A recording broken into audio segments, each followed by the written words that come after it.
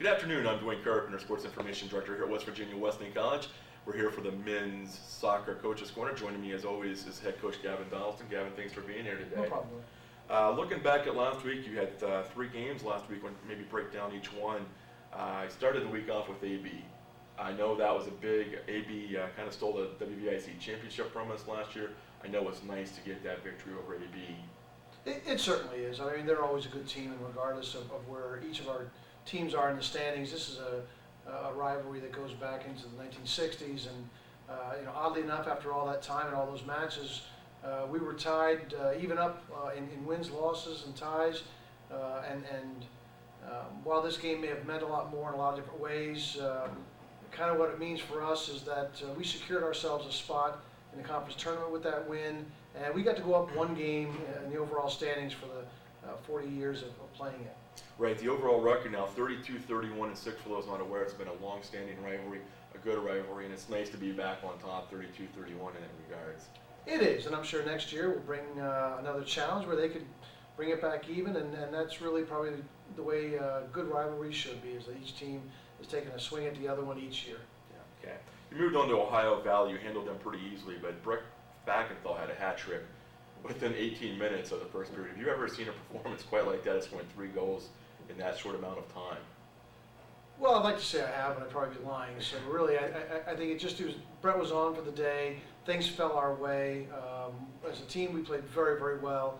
But again, it takes someone like that to get it going. And I think Brett really made that day for us by scoring those couple of early goals and getting 3 quickly. That really put the game in our hands and made it easy for us, gave us a chance to kind of rest a little bit, not having to play full 90 with all of our 11 starters, because we certainly had an important one coming up after that. And Ohio Valley has been a team that's been tough for us. We were their first ever conference win, and they're going to come to play us. And that game really just allowed us to get to a point where we could say to our players, hey, we've put it away a little bit now, and hopefully they're not going to fight back too hard after that. Right. And then, of course, this past Sunday, the number 2 team in the nation, Millersville, came to town. You guys played them on even terms and at times even controlled the game. But Millersville, unfortunately, scored a goal in the 86th minute to leave with a 1-0 victory. But I'm sure you have to be very proud of your team's effort to hang with the number 2 team in the nation the way they did. Yeah, I think our overall performance I'm very pleased with. Certainly not pleased with the decision that led to us fouling the player and giving away the free kick. And I'm certainly not happy with how we defended the free kick. I think both of those are mistakes on our part that we need to clean up if we're going to beat top teams. But overall, absolutely. The performance that the guys gave as a team, especially realizing that we were without 3 starters, starting goalkeeper, starting center back, starting center midfield for that match. Really, the guys came out and played toe-to-toe with Millersville, and I think, as you mentioned, we probably gave them every bit that they can handle, even controlled the game at times. I don't think it's a situation where we should feel happy or that it was a moral victory. Certainly that's what you have to take from it in the end, but we felt we could have won that game, and rightfully so. So I'm proud of their performance, disappointed with the final result, but what it does is it tells me that hopefully coming into Charleston this Wednesday, that if we can stay healthy and get some of these guys back, which we're not sure of yet, that we stand a good chance of playing the same way against Charleston, who's another very, very good team. That's just exactly what I was going to say. Your team has no time to rest. Number 19 Charleston comes to town Wednesday. They're 3rd in the Atlantic region. And this game has a lot of WVIAC implications as far as the tournament goes. Wesleyan, I believe, could jump up as high as 3rd and host a first-round game. A setback could put us as low as 5th, which means we would probably be traveling to Seton Hill. So a lot riding on this game with Charleston. Yeah, exactly, Dwayne. You got all of the scenarios correct. That's how it will play out.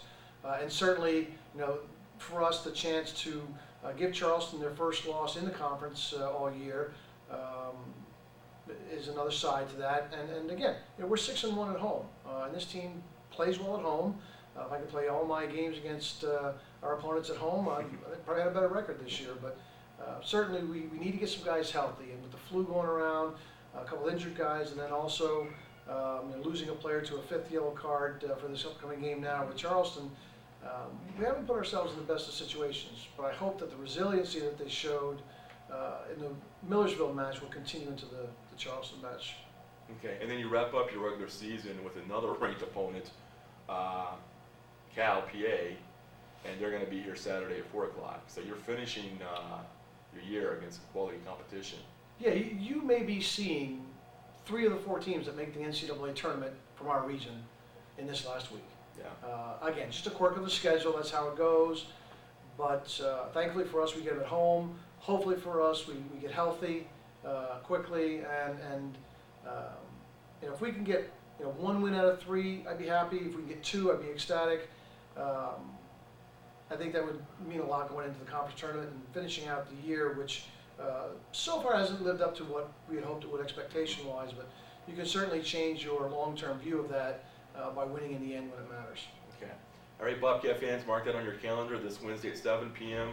Charleston ranked 19th in the nation, #1 at WVIC comes to Buchanan. The soccer team's going to need your support on that day, so make sure you make your way out to the soccer field. For this week's for Men's Soccer Coaches Corner, I'm Dwayne Carpenter. This is Gavin Donaldson. We'll see you next week.